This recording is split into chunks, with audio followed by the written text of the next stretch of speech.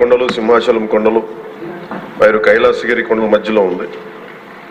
దాని స్థలాకృతి లక్షణం కారణంగా దీన్ని తరచుగా బౌల్ ఏరియా అని పిలుస్తారు.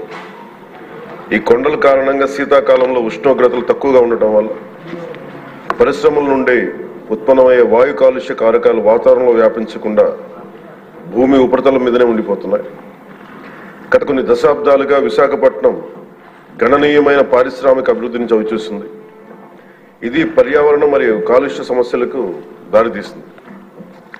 ఈ నగరంలో ప్రధానంగా వాయు కాలుష్యం ఎక్కువగా ఉంది అధ్యక్ష. 1960 నుండి విశాఖపట్నం పోర్ట్ అథారిటీ, హెచ్పిసిఎల్ మొదలైన బహుళ రంగ పరిశ్రమల స్థాపన మరియు వృద్ధి ఈ నగరాన్ని భారతదేశ పారిశ్రామిక పట్టణంలో ఒక ప్రధాన పారిశ్రామిక కేంద్రంగా చేసింది. పారిశ్రామిక వృద్ధి ఫలితంగా చుట్టుపక్కల వాతావరణంలో ధూళి కణాలు, సల్ఫర్ డయాక్సైడ్, నైట్రోజన్ డయాక్సైడ్ ఉద్గారాలు మరియు ఇతర కాలుష్య కారకాల సాంద్రత పెరిగింది. పరిశ్రమలు, ఇతర రంగాల నుంచి వెలువడే కాలుష్యాన్ని నియంత్రించేందుకు ఆంధ్రప్రదేశ్ కాలుష్య నియంత్రణ మండలి అనేక కార్యక్రమాలు, సమర్థవంతమైన చర్యలు చేపట్టి ఎప్పటికప్పుడు కార్యాచరణ ప్రణాళికలను రూపొందిస్తున్నది. ఏపీపీసీబీ యొక్క చొరవ నగరాన్ని సల్ఫర్ డయాక్సైడ్ మరియు నైట్రోజన్ డయాక్సైడ్ కాలుష్యం నుండి విముక్తి చేసింది. అయినప్పటికీ ధూళి కణాల కాలుష్యం ఒక సమస్యగానే మిగిలిపోయింది. 2009 సంవత్సరంలో కేంద్ర కాలుష్య నియంత్రణ మండలి సిపిసిబి విశాఖ నగరానికి సంబంధించి సమగ్ర పర్యావరణ కాలుష్య సూచిక సెపి స్కోరును 70.82గా లెక్కించి ఉండవలసిన ప్రమాణం 60 కంటే ఎక్కువగా ఉండడం వలన విశాఖపట్నంను తీవ్ర కాలుష్యం ఉన్న ప్రాంతంగా గుర్తించింది. కేంద్ర పర్యావరణ మరియు అటవీ మంత్రిత్వ శాఖ 13/1/2010 విశాఖపట్నం బౌల్ ఏరియాలో పరిశ్రమల స్థాపనకు మరియు విస్తరణకు మారిటోరియం విధించింది. ఇందువలన ఆంధ్రప్రదేశ్ కాలుష్య నియంత్రణ మండలి పరిశ్రమలు మరియు ఇతర భాగస్వాముల సమన్వయంతో బౌల్ ఏరియాలో ఉన్న పరిశ్రమలకు జాతీయ ప్రమాణాల కంటే ఎక్కువ కఠినమైన ఉద్గార ప్రమాణాలను, ఎమిషన్ స్టాండర్డ్స్ ను నిర్దేశించింది.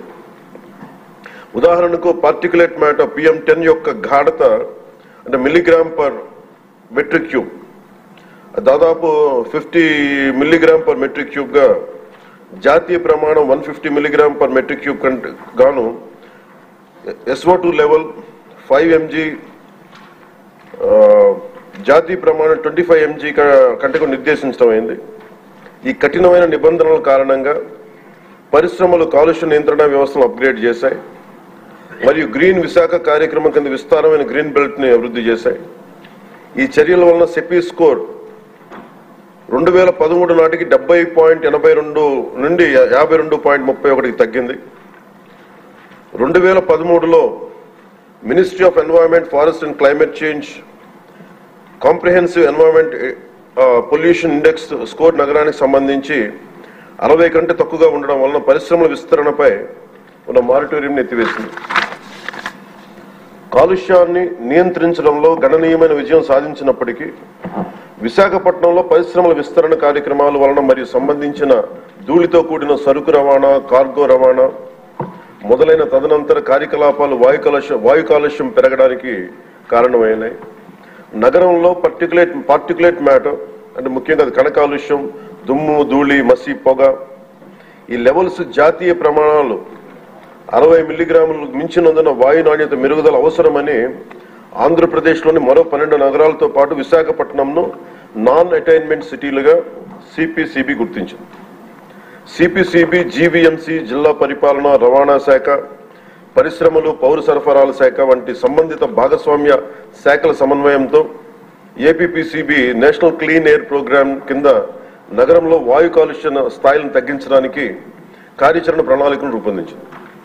ప్రభుత్వం సిపిసిబి, ఏపీపీసీబీ అన్ని భాగస్వామ్య శాఖలచే ఆమోదించిన కార్యాచరణ ప్రణాళిక అమలును నిశ్చితంగా పర్యవేక్షిస్తుంది.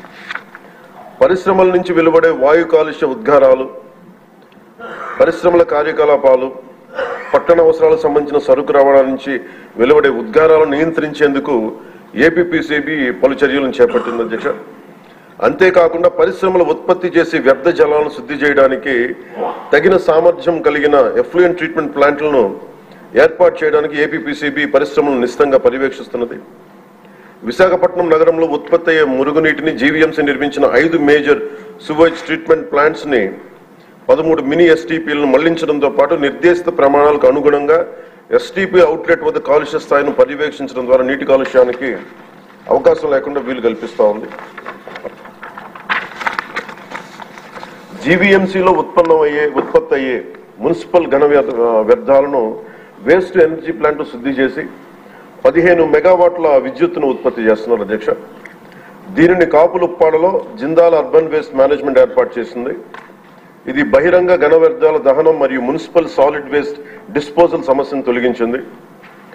విశాఖపట్నం నగరంలో కాలుష్య స్థాయిలను తగ్గించడానికి మరిన్న నివారణ చర్యలు చేపట్టడానికి కాలుష్య మూలాలు మరియు సంబంధిత కాలుష్య కారకాలను సవివరంగా గుర్తించడానికి ఒక సోర్స్ అపాయింట్మెంట్ స్టడీని విశాఖపట్నంలో ఆంధ్ర విశ్వవిద్యాలయానికి అప్పగించడం అయింది. ఏపీపీసీబీ ఎప్పటికప్పుడు పరిశ్రమలను పర్యవేక్షిస్తూ వాయు కాలుష్య నియంత్రణ వ్యవస్థలను, వ్యర్థాలను, శుద్ధి వ్యవస్థలను అప్గ్రేడ్ చేసి ఆపరేట్ చేయాలని ఎప్పటికప్పుడు ఆదేశాలను జారీ చేస్తుంది. Real time pollution monitoring systems ద్వారాను మరియు భౌతిక తనిఖీల ద్వారా పరిశ్రమలను ఏపీపీసీబీ పర్యవేక్షిస్తున్నది. ఈ చర్యల యొక్క వివరాలను అనుబంధంగా సభా సమక్షంలో ఉంచడం అయింది.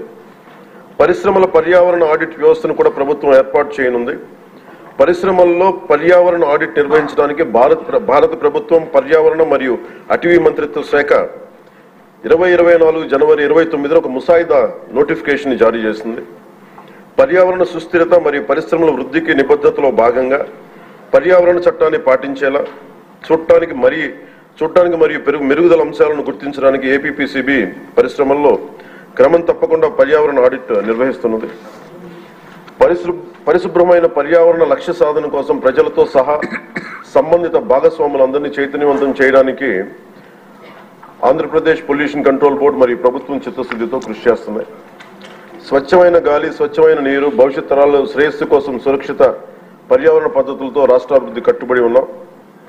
ఈ సందర్భంలో ఈ American red Indian chief Seattle, స్థానిక అమెరికన్ చీఫ్ ఆఫ్ సుక్వామిష్ మరియు దువామిష్ ట్రైబ్స్ ఈ కింద విధంగా ఉదహరించిన ఒక సందర్భంలో, the earth does not belong to man, man belongs to the earth.